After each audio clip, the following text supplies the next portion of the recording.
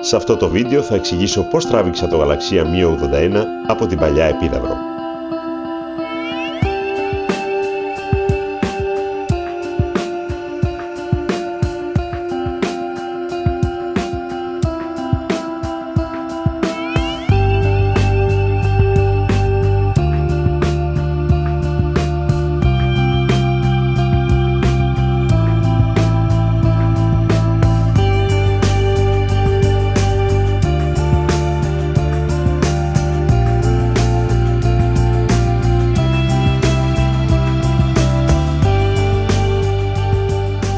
Φαίνεται να έχει ανοίξει λίγο ο καιρός και προς το βράδυ, από ό,τι μας λέει εδώ πέρα, θα πρέπει να ανοίξει αρκετά. Θα τα στήσουμε λοιπόν και θα δούμε τι θα γίνει.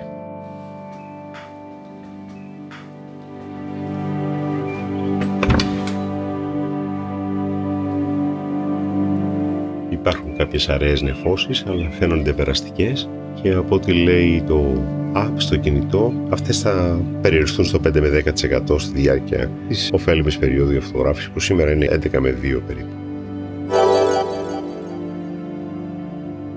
Μια μέρα μετά έχει πολύ καλύτερο καιρό. Κατάφερα και έκανα μια σωστή πολική ευθυγράμμιση, γιατί την πρώτη μέρα, χτες, είχα κάνει λάθος εκτίμηση της θέσης του βορρά. Είναι η πρώτη φορά που φωτογραφίζω από αυτό το σημείο. Τα βρήκα όλα, τα ρύθμισα χτες λοιπόν. Έκανα και κάποιες δοκιμαστικές λήψεις στο Mi 13 του Ηρακλέους, οι οποίες βγήκαν επιτυχείς, και τώρα σημάδεψα το Mi 81 που είναι σε πολύ καλή θέση για το μπαλκόνι. Μέσα έχω ένα άλλο λάπτοπ με το οποίο μέσω του AnyDesk θα ελέγχουμε αυτό το τηλεσκόπιο και τις λήψεις. Βλέπουμε εδώ πέρα την οδήγηση. Έχουμε σημαδέψει ένα άστρο και βλέπουμε ότι πάει αρκετά καλά. Έχουμε ολικό λάθος 0,76 δευτερόλεπτα της μοίρας. Είναι μέσα στα αποδεκτά πλαίσια. Βλέπω ότι το πρόγραμμα σημαδεύει και κάποια άλλα άστρα εδώ πέρα, προκειμένου να μας κρατάει το τηλεσκόπιο σταθερό σε όλη τη διάρκεια των δίλεπτων λήψεων που κάνουμε, και βλέπουμε μία από αυτές εδώ. Αυτό είναι το κάδρο της φωτογραφίας μου, να το δούμε εδώ πέρα. Αυτά τα άστρα τα λαμπρά που βλέπετε είναι του δικού μας γαλαξία, προφανώς. Εδώ είναι κάποια αναφελώματα, όπως βλέπετε, μέσα στο γαλαξία αυτόν που φωτογραφίζουμε. Είναι ένας στόχος βέβαια που τον έχω κάνει και από την Αθήνα, και από τον ουρανό στον οποίο βρίσκομαι τώρα στην παλιά επίδαυρο φιλοδοξώ ότι θα βγάλω μια αρκετά καλύτερη εικόνα. Παντού υπάρχει κάποια φωτορύπανση, ακόμα και εδώ, και ειδικά σε αυτό το γαλαξία, γιατί είναι προς τη μεριά της Αθήνας, όπου κάνει ένα νέφος η Αθήνα, όπως ξέρετε, αν τη δείτε από μακριά, ένα φωτεινό νέφος από πάνω της.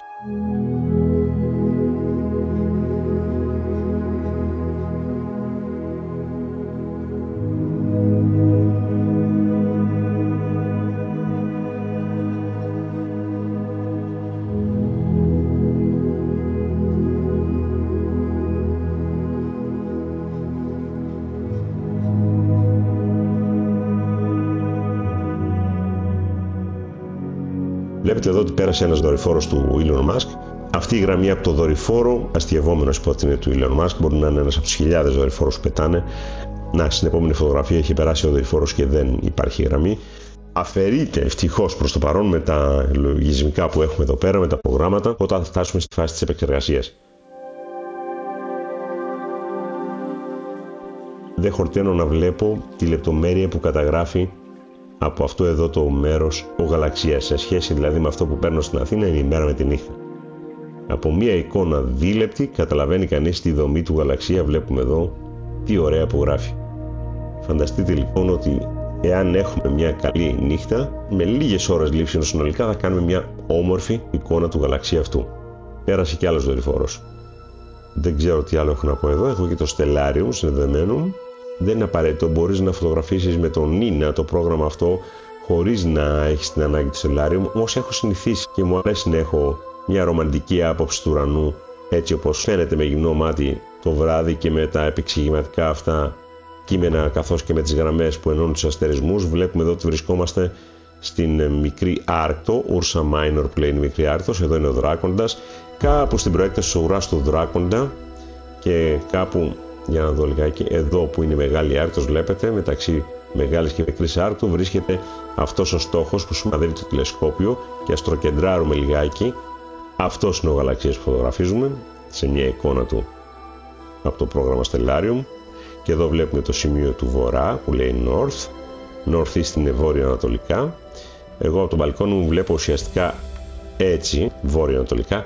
Ουσιαστικά βλέπω την Αθήνα απέναντι και λίγο προς το βορρά, λίγο αριστερά από την Αθήνα και ψηλά στον ουρανό. Τις περίπου 57 μοίρες βλέπουμε εδώ. Είναι αυτός ο στόχος αυτή τη συγκεκριμένη ώρα που τον φωτογραφίζω.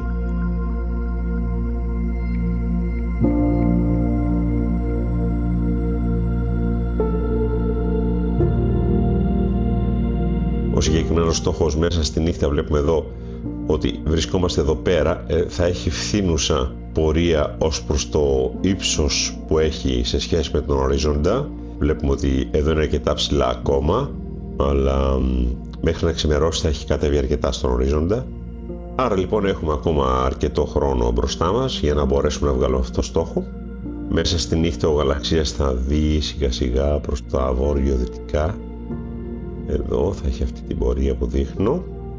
Εν τω μεταξύ ανατέλουν άλλοι αστερισμοί και άλλα πράγματα. Βλέπουμε το γαλαξία μας, το δικό μας γαλαξία, την απέναντι πλευρά του, δηλαδή πως ανατέλει σιγά σιγά εδώ.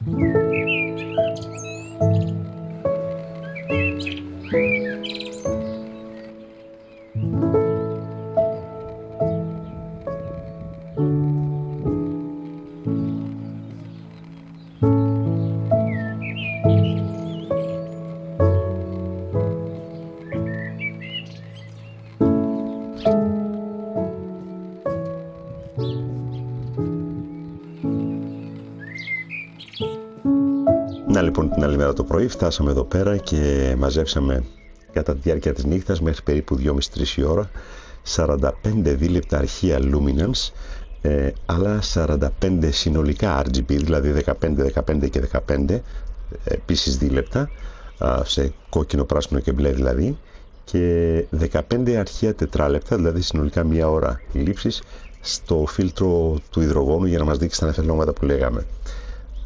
Τώρα έχουμε μπει στο PixInsight και βάζουμε όλα αυτά τα πράγματα εδώ πέρα στο ειδικό πρόγραμμα προεπεξεργασίας για να μας φτιάξει τα τελικά μας αρχεία. Γίνεται μια σούπα εδώ μέσα όπου τα πετάμε όλα αυτά εκεί μέσα και θα δούμε τι θα βγει στο τέλος. Έχουμε τραβήξει και dark και flat dark και flat αρχεία για όλα αυτά.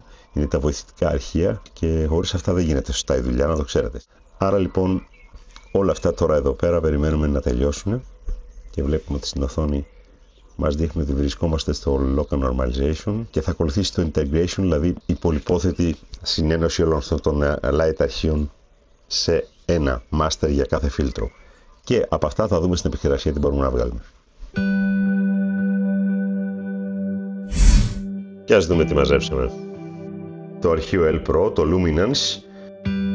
Πάμε στο κόκκινο των 120 δευτερολέπτων. Έχουμε βγάλει και λίγα κόκκινα των 60 δευτερολέπτων, γιατί έτσι νομίζαμε ότι θα πάει νύχτα με 60, αλλά τελικά σήκωνε 120.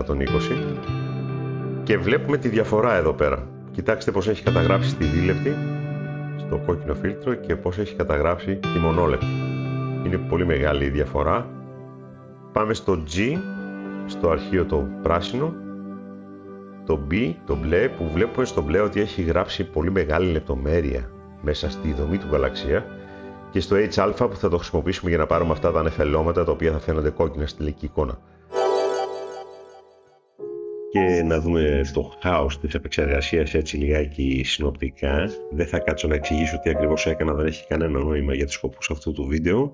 Όμως θα δούμε μερικές χαρακτηριστικές εικόνες από τα διάφορα στάδια από τα οποία πέρασα όλη αυτή την ιστορία. Λοιπόν, εδώ πάμε στην επόμενη, Βλέπουμε ότι έχουν επενεργήσει τα διάφορα εργαλεία. Πάμε στην επόμενη. Αφαιρέσαμε τα άστρα εδώ που τη βλέπετε. Εδώ έγινε το στρετσάρισμα το λεγόμενο. Εδώ ενθέσαμε και τα νεφελώματα τα φανούν, βλέπετε εδώ λιγάκι που σκοκκινίζει, και τελικά παίξαμε λίγο εδώ με τις ποιότητες. Τελικά ενθέσαμε και τα άστρα που τα είχαμε αφαιρέσει σε προηγούμενο στάδιο στην εικόνα τελική. Το PixInsight με πάει μέχρι ένα σημείο. Προσωπικά δεν τελειώνω τις φωτογραφίες στο PixInsight, περνάω και στο Photoshop, όπου απευθείας με το που άνοιξα αυτή τη φωτογραφία στο Photoshop έκανα κάποιες βασικές ρυθμίσεις και είχα αυτή εδώ. Και μετά αρχίζω και παίζω με διάφορα πράγματα. Βλέπετε, προσθέτω τα layer που έχω δημιουργήσει κάτω δεξιά για να πάρετε μια εικόνα του πώς βήμα-βήμα, σιγά-σιγά χτίζουμε μια αστροφωτογραφία. Εδώ είναι η τελική, στην οποία μέχρι στιγμής έχω πει στον εαυτό μου ότι θα καταλήξω. Μπορεί να αλλάξει αυτό. Έχω 2-3 τελικές τώρα, δεν έχω αποφασίσει, αλλά δεν έχει σημασία. Και εδώ βάλαμε και την υπογραφή μας και η φωτογραφία είναι έτοιμη.